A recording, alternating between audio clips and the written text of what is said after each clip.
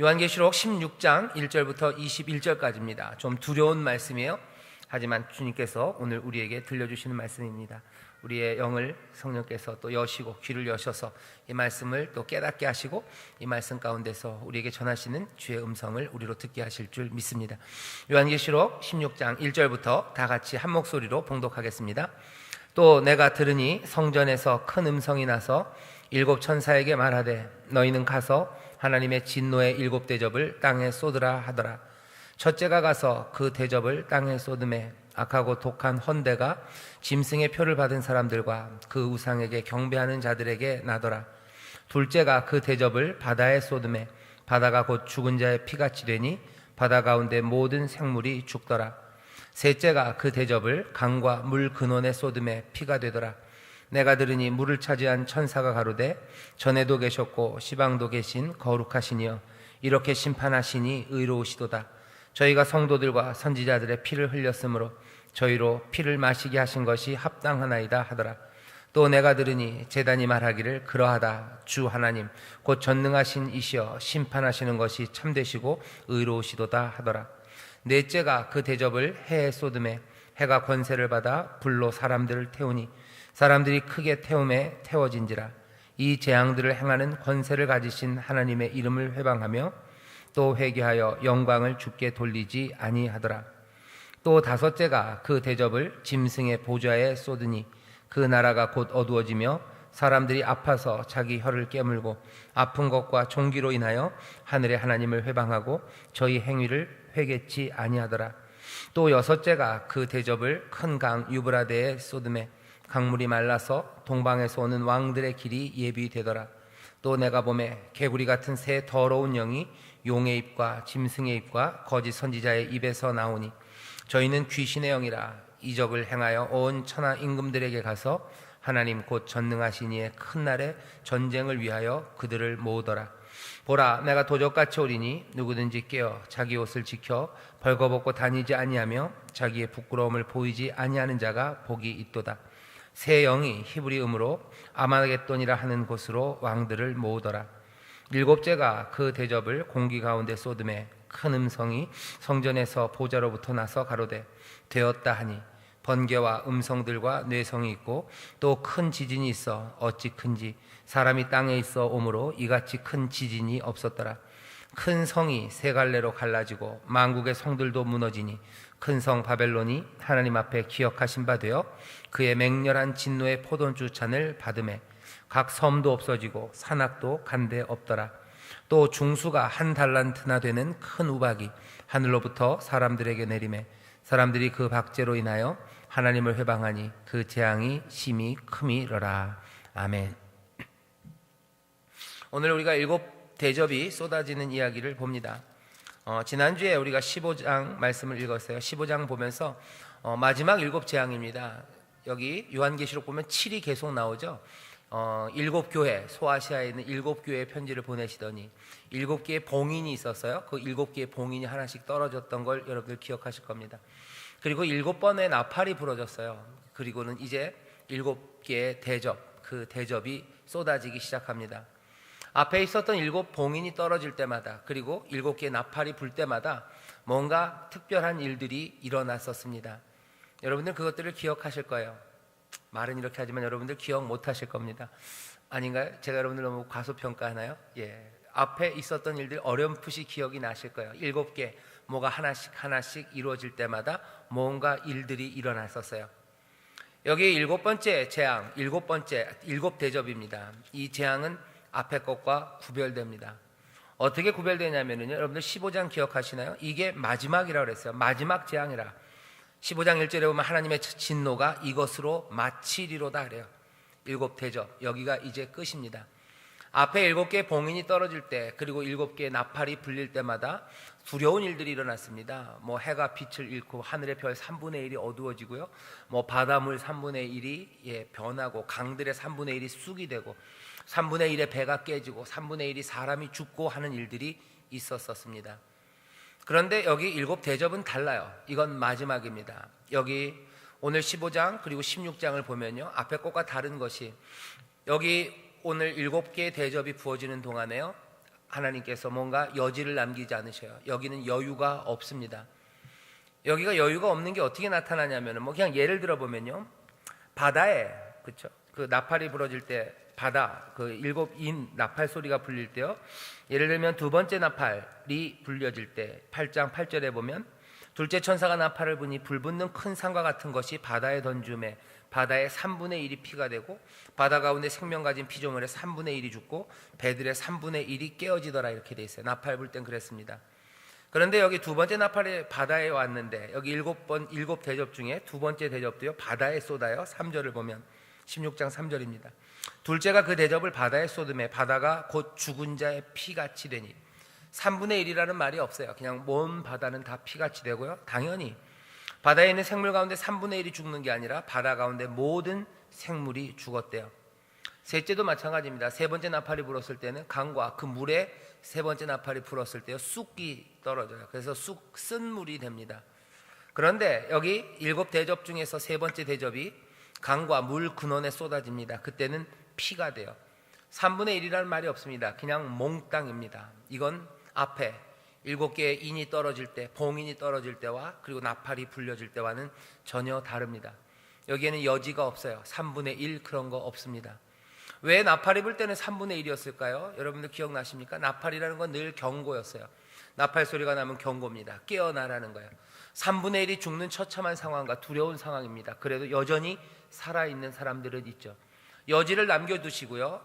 그리고 처음에 보통 세트가 그렇습니다. 앞에 4개는 그냥 연달아서 일어나요. 그리고 나서 뒤에 3개는 뭔가 텀을 두고, 특별히 6번째와 7번째 봉인이 떨어질 때 6번째와 7번째 나팔 사이에 뭔가 하나님을 증거하는 일들과 회개의 선포들이 있습니다. 그 일을 통해서 돌아오는 이도 있고 돌아오지 못하는 이도 있어요. 하지만 회개할 수 있는 여유들, 숨을 돌리게 하셔요. 앞에까지는 기다리십니다. 세상에 참혹한 일들이 있고 하나님께서 징계하시는 일들이 보이는 것 같지만 여전히 하나님은 사랑으로 기다리고 계셨던 겁니다. 하지만 이제는 아닙니다. 일곱 번째가 아니죠. 일곱 대접의 심판, 여기에서는 그런 여지가 남아있지 않습니다. 그냥 순수한 진노예요. 온전히 진노로만 가득한 포도주, 진노로만 가득한 그 잔입니다. 그 잔이 부어집니다. 중간에 회개할 수 있는 여지가 없고 그리고 심판의 각각이 어떤 것도 남겨놓지 않습니다. 지금 쏟아 부으시고 계시는 거예요. 15장, 이 말씀을 15장 앞에, 우리가 앞에 읽었었던 15장, 7 재앙을 가지고 이 재앙이 마지막이고 이건 하나님의 진노고 이건 순수하게 진노만 내린다라고 했을 때도 우리는 속에 마음에 조금은 어쩌면 여유를 가졌는지도 몰라요. 앞에 늘 7개의 봉인들, 7개의 나팔이 불려질 때마다 하나님이 숨통을 틔워주시고 그리고 회개의 기회들을 주셨어요. 그러니 이 7 대접에서도 뭔가 그런 게 있을 거라고 생각하고 16장을 읽는 사람들은 갑자기 숨이 막히는 겁니다. 여기 이 7 대접의 심판에는 숨표가 없어요. 숨을 쉴 수가 없습니다. 그냥 몰아치시는 거예요. 하나씩 쏟아 부으십니다. 5째 대접을 붓고 쉴까 싶었는데 아니요. 그냥 6째 대접이 붓고 나면 뭐가 그래도 좀 뭔가 증거하는 일들과 누군가 나타나서 돌아오라는 소리가 있을 것 같은데 아닙니다. 그냥 7번째 대접이 부어집니다. 오늘 그래서 꽤나 많은 분량이지만요, 일부러 16장을 한 번에 우리가 읽었어요. 7 대접은 쉼 없이, 중간에 숨 쉴 틈 없이 하나님의 진노가 쏟아 부어지는 것을 우리가 보려고 조금 길지만 본문을 한 번에 읽었습니다. 오늘 설교의 제목은 그래서요, 사랑의 하나님이 시행하시는 진노의 방식입니다. 사랑의 하나님이시기 때문에 뭔가 여유를 주실 것 같고, 사랑의 하나님이시기 때문에 또 새로운 기회를 주실 것 같지만 오늘 본문을 보면 아닙니다. 사랑의 하나님이 진노를 시행하시는데 여기에는 아무 여지도 남기지 않으셔요. 사람들은 이렇게 생각하죠. 하나님의 사랑이 놀랍기 때문에 사랑의 하나님이시기에 심판이 없을 것이라고 말하는 사람도 있고, 또 그 심판 가운데도 항상 유보하시고 그리고 기회를 주실 거라고 생각합니다. 맞아요. 앞에 7 봉인이 떨어질 때와 7 나팔이 부러질 때는 그랬어요. 하지만 이제는 아닙니다. 오늘 본문이 우리에게 알려주시는 거예요. 사랑의 하나님 맞아요. 사랑의 하나님이 진노를 시행하시는 방식이 꼭 우리 생각 같을 거라고 생각하면 오산입니다. 오늘 16장 이 말씀을 읽으면서 우리의 마음이 두려움 가운데 떨립니다. 15절에 있는 말씀이 그래서 우리에게 주시는 말씀인 것 같아요. 보라, 내가 도적같이 오리니 누구든지 깨어 자기 옷을 지켜 벌거벗고 다니지 아니하며 자기의 부끄러움을 보이지 아니하는 자가 복이 있도다. 정신 차리라는 겁니다. 여지가 없는 날이 와요. 도적같이 그 날이 옵니다. 도적같이 오기 때문에 하나님은 사랑의 하나님이라 도적같이 온다고 하셔도 미리 말씀하시고, 오시기 전에 알람이라도 보내시고, 혹시 준비가 안 됐더라도 옷을 주위에 숨기셨다가 그냥 슬쩍 입히시면서 들여보내시겠지. 아니, 그런 것 없습니다. 경고하는 거예요. 15절에 너희들 지금 보고 있냐? 여기 하나님의 진노가 어떻게 펼쳐지는지 보고 있냐? 여기에 무슨 여지가 있냐? 없다는 거죠. 말씀을 듣는 사람들 정신 차리라는 겁니다. 누구든지 깨어서 자기 옷을 지켜 벌거벗고 다니지 아니해야 된다. 그때는 여지가 없어요. 그때는 하나님이 기다리시지 않겠다는 겁니다. 사랑의 하나님이 시행하시는 진노는요, 이렇게 임합니다. 여기 온갖 자연이에요. 앞에 네 가지 대접은 그렇죠. 땅과 바다와 강과 해, 거기에 진노의 잔이 부어집니다. 그것들이 변해요. 세상이 변합니다. 그래서 하나님을 방해했던 사람들, 그리고 어린 양을 따르는 것이 아니라 우상에게 절하고 우상에게 표를 받고 그 앞에 부복했던 모든 사람들, 그들을 향해서 하나님의 심판이 쏟아집니다. 악이 스스로 작용해서 스스로 무너지기 시작해요. 뿐만 아니라 악이 어느 정도를 넘어서기 시작하면 하나님은 직접 개입하셔서 그 일을 끝장을 내십니다. 사랑의 하나님이 시행하시는 진노의 방식이요, 악이 관영하도록 내버려 두세요. 악은 스스로의 무게로 무너질 겁니다. 스스로의 무게로 그 악 가운데 죽음을 만들어낼 거예요. 탐욕을 그냥 놔두면 사람들이 잘 살 것 같죠. 사람들이 욕심껏 지혜롭게 합리적으로 자기의 욕심 따라 살기 시작하면 모두에게 유익한 걸 만들 것 같지만 아닙니다. 탐욕이 관영한 세상, 탐욕이 탐욕을 낳는 그 세상에서는 어쩔 수 없어요. 비명소리와 그리고 눈물이 가득한 세상이 됩니다. 하나님이 그렇게 악이 그냥 내버려 두도록 그렇게 진노하시는 방식이 있어요. 하지만 그것만은 아닙니다. 어느 시간, 어느 한도를 넘게 되면 그 탐욕이 그리고 그 폭력이 이제 도를 넘어서 그 스스로 무너지는 건 맞지만 그 악이 어느 정도 선을 넘어가기 시작해요. 사람을 사람답지 못하게 다루기 시작하고 사람에게서 온갖 비참함을 끌어내기 시작하면 사랑의 하나님 그리고 모든 세상을 만드신 주인은 더 이상 보실 수 없습니다. 악이 스스로 무너지게 기다리실 수 있어요. 하지만 어느 선을 넘으면 하나님도 더 참지 못하는 그때가 옵니다. 그때가 되면 하나님이 개입하시죠. 하나님은 최종적으로 개입하십니다. 사랑의 하나님이시기에 기다립니다. 그렇기 때문에 최종적에 마지막에 끼어드셔요. 더 참을 수 없는 그 시간에 끼어들어요. 이 얘기는 미리 개입하지는 않는다는 겁니다. 미리 개입하지 않으셔요. 그래서 어쩌면 스스로 회개하고 돌아올 수 있는 사람들, 그래서 구원을 얻고 어린 양에게 삶을 내어드리며 정말로 새롭게 변화될 수 있는 그 사람들에게 기회를 주시는 거죠. 기다려야만 합니다. 먼저 개입하면 안 돼요. 왜? 여기서 구원받을 사람들, 돌아설 사람들, 그 사람들이 애매해집니다. 어떻게 될지 모릅니다. 악이 마음대로 행할 수 있도록 자기 응보를 받는 그때까지 기다리셔요. 세상에는 눈물이 있고 억울한 일들이 많죠. 그리고 사랑의 하나님이 어찌 이것들을 두고 보실까라고 할 만큼 비명소리와 그리고 부조리 그리고 악이 꽃을 피웁니다. 하지만 하나님은 최종적으로요, 그때까지도 개입하지 않으셔요. 돌아올 수 있는 시간들, 그 시간들을 주십니다. 하지만 하나님만이 심판할 수 있는 그때가 와요. 그러면 당연히 하나님은 그 세상의 사악함을 끝장내실 겁니다. 더 기다려야 될 이유가 없어요. 그 선을 넘어버렸어요. 그 다음엔 진노의 대접을 부으십니다. 인을 떼고 그리고 나팔을 불 때와는 전혀 다릅니다. 진노의 대접, 그 대접을 부으시는 겁니다. 이 대접을 부으시는 사건들을 보면요, 사랑의 하나님이시지만 그 진노의 대접을 부으실 땐 단호합니다. 그리고 여지가 없습니다. 여지없이 단호하게 부으셔요. 그리고 아주 철저하게 부으십니다. 오늘 16장서부터 앞으로 요한계시록 20장까지는요, 이 진노의 대접이 쏟아지는 그 사건들이에요. 이 대접이 쏟아지면서 16장에서는 이 세상의 모든 악들을 만들어냈던 사람들, 그렇죠? 세상의 악을 만들고 세상을 넘어뜨리고 깨뜨렸던 사람들, 그리고 그것들에 부역했던 사람들, 그 사람들에 대한 징벌입니다. 진노입니다. 짐승의 표를 받은 사람들이요, 그 우상에 절한 사람들이에요. 어린 양에게만 구원이 있는데 주님 앞에 나오지 못하고 거기 따라간 사람들, 그 사람들에 대한 진노입니다. 기다릴 만큼 기다리셨어요. 악이 무르익을 때까지 기다리셨어요. 사랑의 하나님이 심판하시고 진노를 쏟으시는데 단호하게 하실 뿐만 아니라 철저하게 합니다. 세상의 모든 부역자들, 그 부역자들에게 더 이상 자비는 없습니다. 그 얘기가 16장에 나와요. 그리고는 뭐예요? 철저합니다. 거기서 끝나지 않습니다. 이 엄청난 불의의 체제를 세워놓은 그 황제 시스템, 그 체제 자체를 깨뜨리셔요. 17장에서 18장 바벨론에 관한 이야기예요. 마지막으로 그 모든 것들 뒤에 자리 잡고 있는 그 어둠의 세력들, 그 어둠의 세력들을 심판하셔요. 그 이야기가 19장, 20장입니다. 죽음 자체를 깨뜨리시는 거예요. 하나님의 진노가 세상을 어지럽히고 세상을 파괴하고 하나님의 이 피조 세계를 엉망으로 만들었던 모든 것들에 대해서 철저하게, 사랑의 하나님이시지만 그 시행하시는 진노는 철저합니다. 무엇 하나 남기지 않으셔요. 앞에서부터 깨뜨리시는 것 같아요. 세상의 부패와 파괴를 도왔던 사람들, 어쩌면 연약해서 갔는지도 모릅니다. 짐승에게 두려워서 굴복했는지도 몰라요.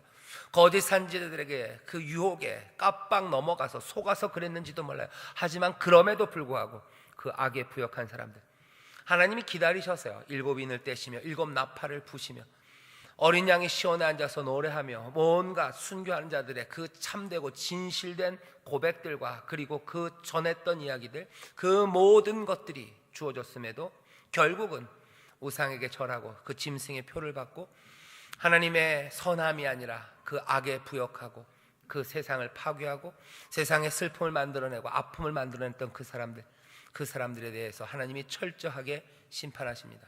사랑의 하나님이 사랑의 하나님이 그 진노를 쏟아 부으셔요. 16장입니다. 철저해져. 그 다음 그 뒤에 겁니다. 그것들을 만들어내는 온갖 시스템들이에요.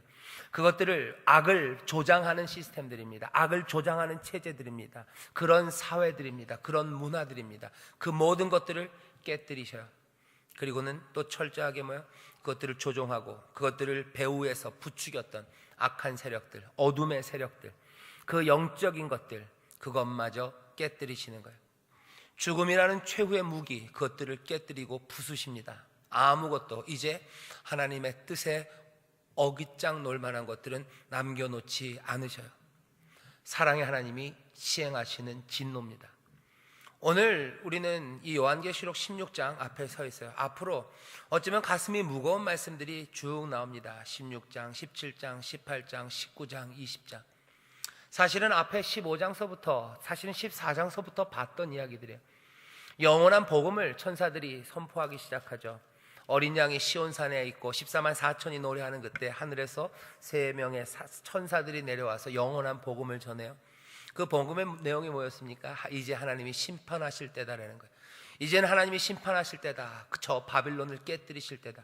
모든 나라들을 독주에 취해서 비틀거리게 했던 그 바벨론을 심판하실 때다. 영원한 복음의 세 번째는 뭐였습니까? 불타오르는 거예요. 타오르게 하시는 거예요. 영원한 불, 그 연기, 그 가운데서 철저하게 끝까지 이건 꺼지지 않는 불일 거다. 14장서부터 벌써 전주는, 그리고 이 전조는 우리가 들었습니다. 그 전조가 이제 실행되는 이야기가 오늘 16장 여기서부터 펼쳐집니다. 이 말씀이 가슴 아픈 이야기고 그리고 마음이 무겁습니다. 하지만 14장에서 천사들이 그래요. 이건 영원한 복음, 기쁨의 소식이랍니다. 이게 어떻게 기쁨의 소식이 되는지는 지지난주에도 말씀드렸어요. 억울한 사람들, 가슴 아픈 사람들, 하나님이 판단해 주시기를 기다리는 사람들, 한참을 참았어요. 하나님의 사랑하심, 사랑의 하나님이기에 이해하면서 하나님이 사랑이시기에 조금 더 기다리시는 거겠죠. 이 땅의 악을 보면서 그렇게 기다리는 사람들이 있습니다. 왜 하나님이 사랑의 하나님이시면서 이 악을 그냥 두실까? 이 당하는 사람들 하나님 사랑하지 않는 걸까? 그 질문에 대한 답이 이제 임할 겁니다. 사랑의 하나님이 이제 진노하실 때가 올 거예요. 사랑하시기에 그들의 당한 것들을 더 이상 참을 수 없습니다. 하나님이 만들어 놓으신 선한 것들과 하나님이 그리고 예비해 놓으신 그 귀한 인생들, 그 생명을 짓밟는 것, 이제는 하나님이 더 이상 볼 수 없는 시간, 그 대답이 오는 겁니다. 사랑의 하나님이 시행하시는 진노예요. 도대체 어떻게 진노하시는지 잠깐만 보죠. 첫째, 둘째, 셋째, 넷째 대접은요 한 번에 쏟아져요. 뭔가 세트로 부어지죠. 여기는 뭐 그대로 처음에는 어디서부터 시작됩니까? 땅서부터 시작돼요. 땅에, 그리고 바다에, 강에, 그리고 해에 진노의 잔이 쏟아 부어집니다. 쏟아 부어지면서 많은 사람들을 이제 무너뜨려요. 그 사람들을 죽음으로 몰고 갑니다. 그것들을 처리하셔요. 다섯째 잔이 부어집니다. 다섯째 잔이 부어져요. 다섯째 잔이 부어지기 시작하면서 이 관대하신 하나님의 사랑, 이 사랑이 점점 더 타겟을 잡아가기 시작하죠. 악에 대해서 하나님이 심판하기 시작합니다. 짐승의 보좌, 거기에 대해서 공격하기 시작해요. 짐승의 보좌에 이게 쏟아집니다. 이 다스리는 힘들이에요. 세상을 주관하는 그 중심, 거기에 하나님의 진노의 잔이 쏟아져요. 거기서 난리가 날 겁니다. 거기에는 어둠이 임하기 시작할 거예요. 어둠을 통해서 그 짐승에게 묶였던 자들은 풀려날 수 있는 기회가 생길 겁니다.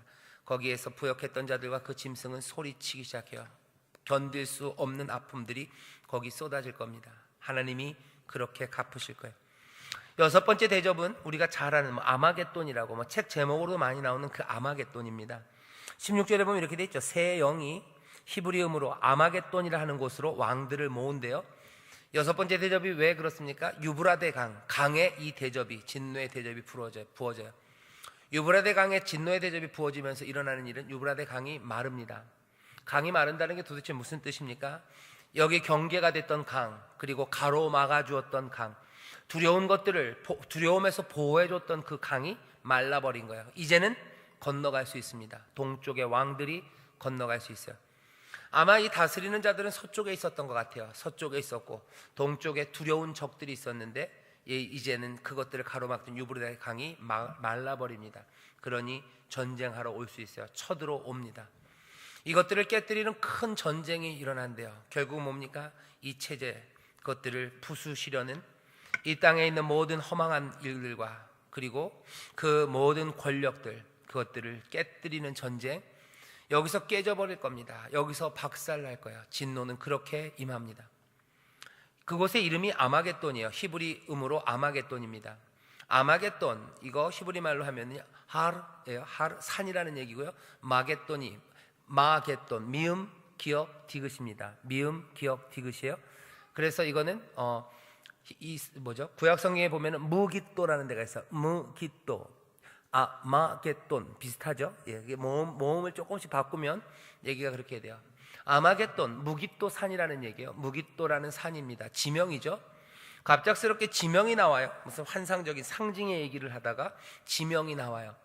이 지명을 그냥 바로 진짜 무깃도 산이다라고 얘기하는 건 조금 곤란합니다. 무깃도 산, 이게 상징이기 때문에 그래요. 무깃도 산은 어디냐면은 이스라엘에서 꽤나 많은 큰 전투가 있었던 곳이 무깃도 산입니다. 무깃도라는 데요. 무깃도에 제가 알고 있는 제일 유명한 전투는요, 유다왕 요시아가 죽은 곳이 무깃도입니다. 무깃도의 요시아가 종교개혁을 했던 사람이죠. 종교개혁을 하고 뭔가 하나님 말씀대로 살려고, 의롭게 살려고 몸부림쳤던 왕이 요시아예요. 요시아가 애굽, 여기 유다가 있으면 애굽은 여기 있고요. 바빌론, 아스르는 이쪽에 있어요. 이 힘들이 부딪히는 이곳에서요, 여기 있는 이 요시아가 이 느보 왕과 싸웁니다. 느보 왕과 싸우기 위해서 나갔던 곳이 무깃도예요. 애굽과 이 북쪽의 힘이 부딪히려고 하는 그 자리에서 길을 내달라고 해요. 그때 요시아가 그것들을 막았습니다. 아니, 그렇게 하면 안 된다고. 제가 봤을 때 굉장히 용감하게, 어쩌면 감당할 수 없는 적 앞에 요시아가 나가요. 아마 요시아가 나갈 때는 만약에 하나님이 나를 도우신다면 이 전쟁에서 이기게 하시겠지 하는 기대를 가지고 나가지만 사실은 이길 수 없는 전쟁이었습니다. 아주 영웅적으로, 하지만 요시아는 싸워야 될 싸움, 하나님의 뜻이라고 믿고 그 전쟁에 나서죠. 그리고는 애굽왕 느보에게 죽음당한 곳이 무깃도입니다. 많은 전쟁이 있었던 곳이요, 많은 싸움이 있었던 곳이 무깃도입니다. 많이 죽어가고 슬픈 일들, 가슴 아픈 일들이 일어났던 곳 무깃도예요. 아마겟돈, 거기입니다. 거기 전쟁에 일어나는 그곳, 전쟁이라는 얘기예요. 싸움, 슬픈 싸움들, 슬픈 죽음들, 그곳이 아마겟돈이에요. 여기에 사람들이 모이게 된 이유가 뭡니까? 여전히 악한 일들이 있어요. 용과 짐승과 그리고 거짓 선지자. 거짓 선지자는 짐승 넘버 2입니다. 거기서 입에서 개구리 같은 영들이 나요. 갑자기 재밌어져요. 그죠? 입에서 개구리가 나온다고 생각하니까 참 재밌습니다. 많은 좀 징그럽죠. 징그러워도 의미는 분명해요. 따발따발 되는 거예요. 개구리가 어떻게 우는지 뭐 개굴개굴 누가 그러더라고요. 개구리는 개굴개굴 울지 않는다고. 그럼 뭐라고 우냐고. 꽉꽉꽉 이렇게 운다 그러는데 온갖 말들을 막 쏟아내는 거예요. 개구리같이 쏟아냅니다. 그리고 어떻게요? 사람들을 속여요. 그래서 모든 왕들이 무기토에 가서 전쟁하면 죽습니다. 무기토에 가서 전쟁하면 모두가 다 슬픔에 당할 거예요. 그런데도 왕들은 그곳 아마겟돈 무기토로 모여요. 왜? 이 용과 짐승 넘버 1, 넘버 2에서 나오는 거짓의 더러운 영들, 그 개구리가 말하는 소리, 거기에 홀딱 넘어가는 겁니다. 허망한 것들을 쫓아서 아마 오는 걸 거예요. 허망한 것들을 쫓아서, 허망한 명분에 끌려서 죽을 줄을 알고도 오는 전쟁입니다. 그 일들을 하도록 여브레대강 그것들을 말려 놓으셔요. 여기 무슨 얘기인지 알 겁니다. 온갖 시끄러운 여론들, 시끌시끌한 소리들. 그래서 허망한 전쟁에 사람들이 나서요. 허망한 일에 슬픔이 있을 걸 분명히 알면서도 스스로 멸망하는 그 길로 나아가게 하십니다. 진노가 그렇게 쏟아져요. 마지막 7번째 진노의 잔은요, 진노의 대접은 공기에게 부서진답니다. 17절에 7제가 그 대접을 공기 가운데 쏟아요. 공기입니다. 공기는 하늘과 땅 사이예요. 하늘과 땅 사이, 이 공기, 이 모든 영역에 그냥 어떻게 보면 스프레이로 뿌리는 것 같아요. 진노의 대접을 공기 가운데 그냥 뿌립니다. 하늘과 땅 사이에 있는 모든 영역, 하늘의 공중에 권세 잡은 그곳, 사람들의 모든 생각과 영향력이 있는 그곳, 이 세상 전체에 진노의 잔이 쏟아 부어져요. 그러면 뭐라고 합니까? 그때 성전으로부터 소리가 납니다. 뭐라고요? 되었다 해요. 되었다. 이제 고만해라가 아닙니다. 다 되었다요. 어디서 많이 들어본 말입니다. 예수님께서 십자가에서 하셨던 말씀이에요. 다 이루었다 하는 거예요. 이제는 다 이루었다, 다 끝났다. 진노가 이제 끝났다는 마지막 선포입니다. 번개, 그리고 음성, 뇌성, 지진이 울려요.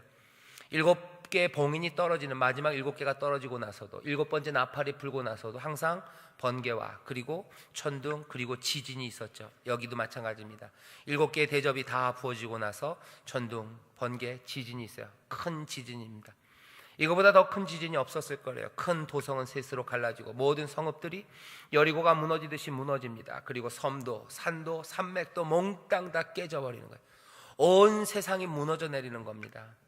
이건 물리적으로 진짜로 성이 또 땅이 갈라지는 거이기도 하고요. 그냥 세상 전체가 공기 중에 그 진노의 대접을 뿌렸대요. 세상 모든 것들이 다 무너지는 것 같은 겁니다. 땅 위에 있는 모든 사회들, 모든 체제들, 그것들이 다 무너져요. 몽땅 다 무너집니다. 끔찍한 일들이 일어납니다. 그 가운데 하나님께서 기억하는 게 하나 있어요. 큰 성 바벨론이 하나님 앞에서 기억하신 바 돼요. 하나님이 거기서 바벨론을 기억하셔요. 바벨론 어떻게 하신다고 하셨어요? 심판하신다고 하셨어요. 17장 18장 이 7번째 심판, 거기에서 하나님이 기억하시는 그 바벨론에 대해서 하나님이 치시는 이야기가 17장 18장, 우리가 다음 주, 어쩌면 다다음 주, 어쩌면 다다음 주까지 함께 볼 바로 그 사건이 여기에 함께 들어가 있습니다. 오늘 여기까지가 끝이에요. 사람들은 우박이 떨어지고 거기서 이제 마지막 끝입니다. 이 이야기는 끝까지 20장까지 쭉 연결이 될 겁니다. 그리고 뭐예요? 다 되었다. 심판, 진노, 재앙은 여기서 끝나요. 모든 것들이 다 해결됩니다. 사랑의 하나님께서 그 진노를 부으시며 세상의 모든 악한 일들과 악에 부역하던 사람들을 정리하셔요. 그 모든 것들을 만들어냈던 세상의 권력과 힘, 체제, 그것들을 다 깨뜨리셔요. 그리고 그것 뒤에 있는 어둠의 세력들, 그것들을 다 꺾으시고 죽음 자체도 깨뜨리십니다. 사랑의 하나님이셔요. 하지만 그 하나님이 시행하시는 진노는 이렇게 우리 가운데 쏟아 부어질 것이고, 결국은 그 일을 통해서 하나님은 새하늘과 새 땅, 새로움을 만들어내실 겁니다. 최종적으로 하실 거예요. 우리는 오늘 그 말씀을 듣습니다. 그러니 우리는 어떻게 해야 됩니까? 15절이에요. 도적같이 오신다는 그 말씀을 다시 한번 들으셔야 돼요. 하나님이 늘 여지를 두시고 우리에게 은혜를 주셨기에 우리가 도적처럼 온다고 하시지만 사실은 도적같이 오지 않을 거라고 생각하면 안 된다는 거예요. 앞에 7개의 봉인과 나팔이 부러졌을 때도 그랬으니 이제 7 대접이 부어질 때도 그러겠지. 아닙니다. 도적같이 옵니다. 사랑의 하나님 맞습니다. 하지만 그분이 시행하는 진노를 오늘 보라는 거죠. 거기에는 여지가 없다는 거예요. 이 진노는 단호하고 이 진노는 철저할 거라는 거예요. 은혜 하나님 맞습니다. 사랑의 하나님 맞습니다. 우리를 위해서 기다리시는 하나님 맞습니다. 세상에 악이 점점 더 차오르더라도 사랑의 하나님은 기다리시고 기다리셨어요. 하지만 사랑의 하나님이시기에 가만히 있으실 수는 없어요. 하나님이 개입하셔야 되는 그때, 바로 그때가 되면 하나님은 정말로 당연히 사랑의 하나님이시기에 세상의 사악함을 끝장내실 겁니다. 그 일들을 우리로 들려주셔요. 어떤 요즘 신학책들 같은 데 보면요, 라벨이 쓴 책이 하나 있었어요. 무슨 러브 윈스라고, 사랑이 이긴대요. 하나님이 사랑이시기 때문에 사랑이 이겨요. 그 얘기는 하나님의 심판에 여지가 있을 거고, 그리고 하나님께서 영원한 형벌 이런 거, 지옥 이런 거 두지 않으실 거라고, 사랑이 이긴다고 애매하게 말하는 사람들이 있습니다. 거기에 덧붙여서 하나님이 나를 끝까지 기다리실 거라고 얘기하는 사람이 있고, 인류를 끝까지 기다리신다라고 얘기하는 사람들이 있어요. 하지만 오늘 말씀이 분명히 얘기하십니다. 진노의 끝이 있어요. 이것이 마치는 거다. 하나님의 진노가 이것으로 마칠 거다. 여기에서 하나님이 마치는 그것이 그냥 이제부터는 고만 진노하겠다는 게 아니에요. 진노를 완성하시겠다는 겁니다. 철저히, 단호하게, 여지없이 그것들을 완성하심으로 끝내시겠다는 거예요. 온전히 이루심으로 끝내시겠다는 거지, 그냥 진노를 끝낸다, 진노를 그냥 툭툭 손 떨겠다는 게 아닙니다.